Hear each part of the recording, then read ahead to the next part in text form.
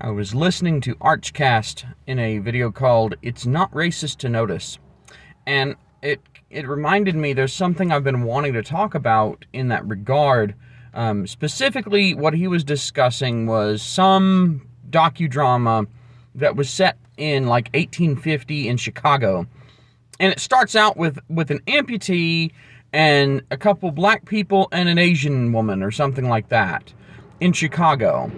And Chicago would have been pretty much almost entirely white. I think they said the statistical probability of that shot being possible back then would have been astronomically low, to the point that a UFO would show up on your morning commute. And this kind of thing is what I would refer to as an ideological wedge. An ideological wedge is a term I just came up with, that it's something designed to take your values and use them against you. So the idea is to subvert your own values by exploiting your values, using something innocuous that you can't really normally argue against. And because you can't argue against that, that provides the wedge, just like a wooden wedge lets you crack, or a metal wedge will let you crack a log in half. So it can crack your ideology in half, and that's how it starts. It's the foot in the door. It's the invitation to the vampire to come in. See, when you have this misrepresentation of what's supposed to be a dramatized but still somewhat historically accurate docudrama, when you misrepresent the demographics like this, it's not a big deal, okay? In the grand scheme of things, I and anybody like me who's like live and let live, freedom matters, let people do what they want, blah, blah, blah. Libertarian ideals, in general, the basis of America, most Americans should believe this way. It's not something you can really complain about in that regard, because why does it matter? In the grand scheme of things, why does it matter? It's not a big deal, but the reason it is a big deal is that they're doing it because they know that it goes against reality. It is fundamentally a denial of reality. It is pushing a political agenda, however minor, into something that is visible. And politics is downstream from culture. So if they get this wedge in the door, then it lets them continue to do things like race swap, remake Snow White. Just as an example, and that one kind of really failed, but a lot of them didn't fail so bad. A lot of this crap that has happened for the past 15 or 20 years that you people really don't like, I certainly don't like it, that has made everybody so miserable and at everybody's throats, it's by the people that use these ideological wedges to try and destroy the society. And the destruction doesn't start with someone showing up, guns a-blazing, going, I'm going to tear everything down. It starts with this little misrepresentation of the truth, of reality. And they know what they're doing, and you know what they're doing, but you're not allowed to say anything about what they're doing, because what they're doing, it's fiction, bro. Why are you complaining about fiction, bro? Well, it's not fiction. It's supposed to be a dramatized but relatively accurate thing. So you're taking this notion, it's another concept that I call straddling the gaps, where you've got you've got like the truth, and then you've got what you say, for example, and you sort of straddle that line between what's correct and what you say, and you don't really, like, you say something that technically could be interpreted as correct, but you really mean it this way, and you know people will interpret it this way. And it's all of these little ideological exploitations, really, if you could think about it in computer terms as security flaws in American society, or Western society more broadly. They really are like security flaws. It's the attacker gets a little privilege escalation whenever they can put the amputee, two black people, and an Asian woman, or whatever it is, in the opening scene of a historical docudrama, and they can excuse it by saying, oh, it's just fiction, bro. But you know that the only reason they put it there in the first place was to get at you, to go politically against you, to throw in your face, hey, guess what? Our politics are going to win. It's gloating in a way, but it's indirect and it's minor enough that you're not supposed to complain about it. Stuttering Craig of Side Scrollers, previously of Screw Attack, noticed this, and thus Archcast made the video saying, oh, he got in trouble on Twitter with the Twitter nuts because he noticed that and said something about it. And that's the reason they do it. If you're going to get backlash because, well, this isn't a big deal, why are you complaining about it? If that is something that, because it really isn't a big deal, let's just be honest, these 4 characters being there in an opening establishing shot doesn't make a difference in grand society by itself. So because it's not a big deal, you're not supposed to complain or talk about it. You're not supposed to notice it. You're not supposed to say anything. And they're relying on that to make sure that what they want the world to look like starts to happen. It's the wedge, it's the tip of the wedge that goes in and cracks the society.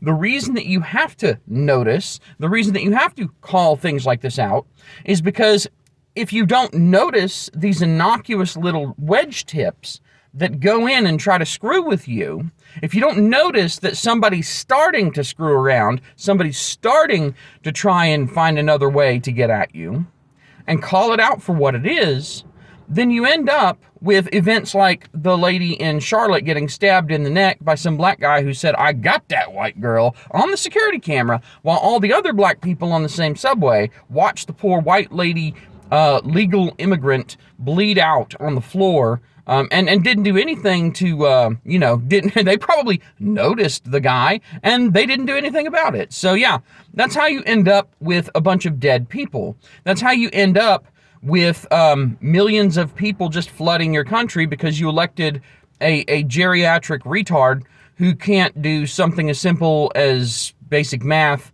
on, he can't even say words. And yeah, that's how it starts. And that's the problem, is that while in large part the election of Donald Trump it was really just sort of, I don't think that Trump got elected because everybody likes Trump. I don't think that Trump got elected because everybody likes his policies. I think Trump got elected because people were sick of the COVID crap and people were sick of the Biden crap and wanted to flip the table. And also, the Democrats kind of set themselves on fire and peed and said, look, we're working to put it out. So it was just a whole lot of other things that converged to get Trump elected because people are tired of this crap. And ultimately, that's it. It's like, how much suffering happened because people were tired of this crap, but they weren't tired enough to do anything differently. I'm tired of this crap, but I live in San Francisco and I'm going to vote for Joe Biden because Democrat, because all my friends vote Democrat or whatever.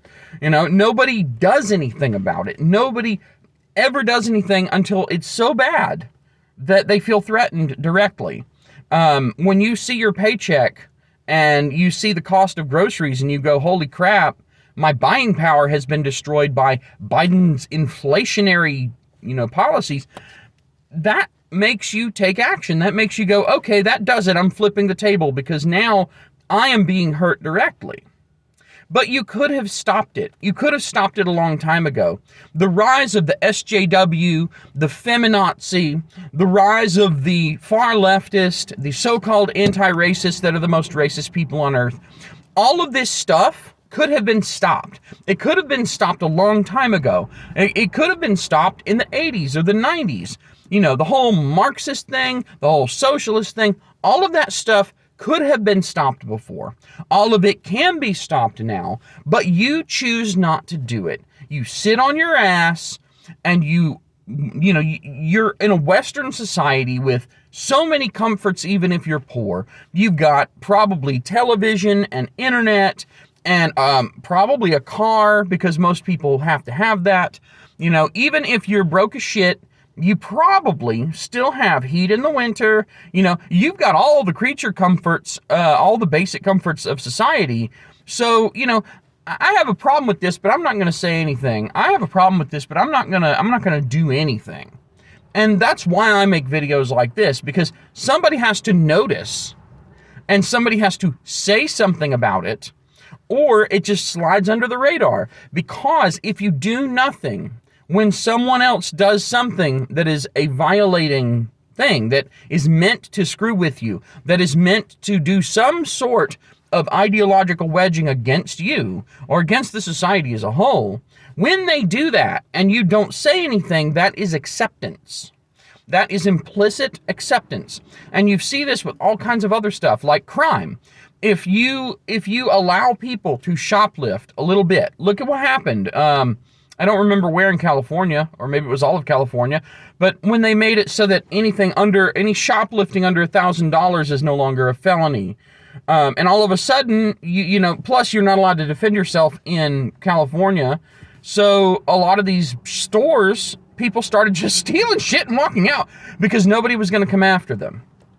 And then it has escalated to the point that now there are entire organized crime gangs of masked people that will flash mob stores in California and empty the place out, just completely ransack the place and bail. And it all started with this whole let's not punish shoplifters too much thing.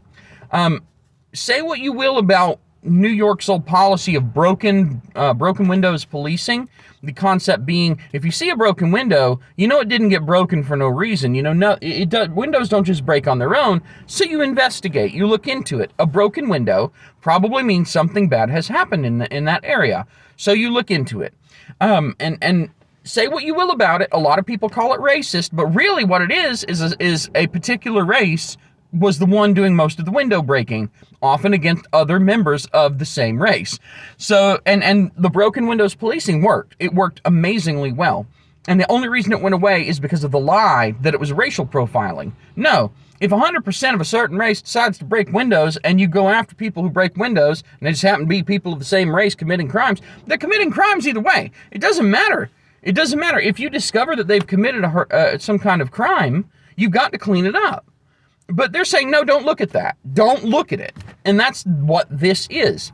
While it's not a crime to start your supposedly historically somewhat accurate docudrama with a hilariously diverse set of people that would never have actually existed in that area at that time, while that seems innocuous, that is how it starts. Yes, I am saying that you get from that step to flash mobs destroying an entire store and looting everything that they have. Because that's true. That is what has happened. We have watched it. You, if you're watching this and you live in a Western society, particularly in the United States, you have lived through this. You know where this leads. And anybody who can understand this video right now lived through the whole social justice warrior revolution in the 2010s, where they wrecked society. And people tried to push back, but the problem is the mainstream media was on their side. Not enough people were willing to push back because you risked your job. If enough people would have said something, then yes, some people would have risked their jobs because these psychos will go after everything you hold dear because you disagree with them on a political topic. And the reason that they do that is they know that if they flash mob your store, you can't get cops there fast enough and you're not allowed to defend yourself. So what are you going to do? And that's how you end up where we are today. There is no reason that we should stand for this.